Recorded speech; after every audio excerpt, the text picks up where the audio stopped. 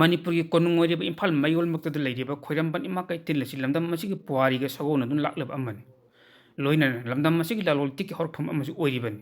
malem lebak sing manung ima saklabi nupi oibi ngaktana phamba Keithel am oiduna maming chatli loina malem lebak kaya dagi Khoiramban Ima Keithel bu tourist center amagum khanduna yamni yengnariban Manipuri law and order to kim matik phalak makhal makha kaya irang kaya yamna toina thorokpadagi leitadaba Manipur ama oiri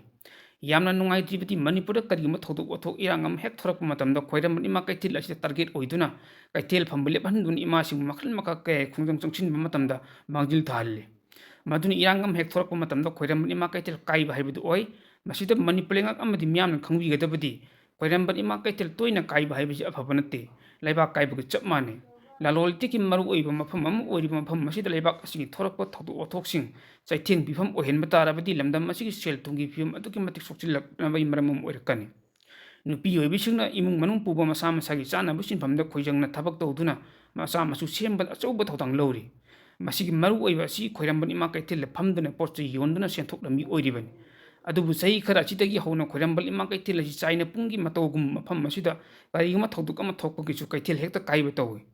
Keithel phambi ima oibisingna mangjil thana chungthoktun iho kaya ta saruk yadun achauba thotang lori aduga Keithel phambi ima oibisingna loriba thotang asibudi Manipur lengana khangbidagum tawi yamna leibak thibudi Keithel phambi ima sing marakta rajnitik ithil changduna khaibok tana thawairapagi phim ama aigi magi naina amata oibagi pangai thona sagatpa ngamlaktabagi phim oikum tawrpasu yauri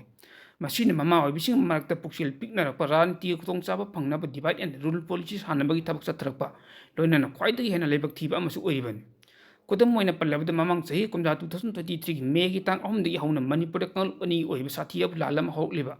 Khoiramban Ima Keithel tuki madik chaitheng phangnun lakle nungaiba Keithel phambang ngamdabu haibidu oirakle masina masa imung puduna masa masu semna khotnaiba Keithel pham ima sing oinadi sel tungi phim atuki madik sokchin haibidu oiribani loina leibak ki oiriba phim masida Keithel pham ima sing mangjil thaduna achaubo thodang loribani maram madun karisu leitaba thodu othok am hek thorakpa matamda Khoiramban Ima Keithel tainaduna Keithel toina kaiba haibasi amuk hen thongumse Khoiramban Ima Keithel toina kaiba haibasi yamna phatte laibak kaiba chap manne haibasi khangnaribani lai oiraba ikhoi ahlaman jingna haibirambada ngasigi mirona amadi lenga sasan tawibasingna ningsingbam thokna thabak oina pangthokna bhotnase matamgi ipau yohanduna adongi mitna kong oina haliba ipak TV news haiba news networking YouTube channel amadi Facebook page asibu adong apam oiragadi like subscribe amadi follow tawbiduna support tawbiyu haijari Thawbal Moising Thongjaugi Madrasa Usmania Campus ta leiba AR Multi Enterprises ta mobile phone makhal khuding maki accessories sing agriculture items sing 2-wheeler 3-wheeler amadi 4-wheeler gari singi mobile yauna tongan ba potlang kaya suna yonjari miyamgi khudong chanabagi damakal laga potlang khuding maklaubada yamna sauna discount pijari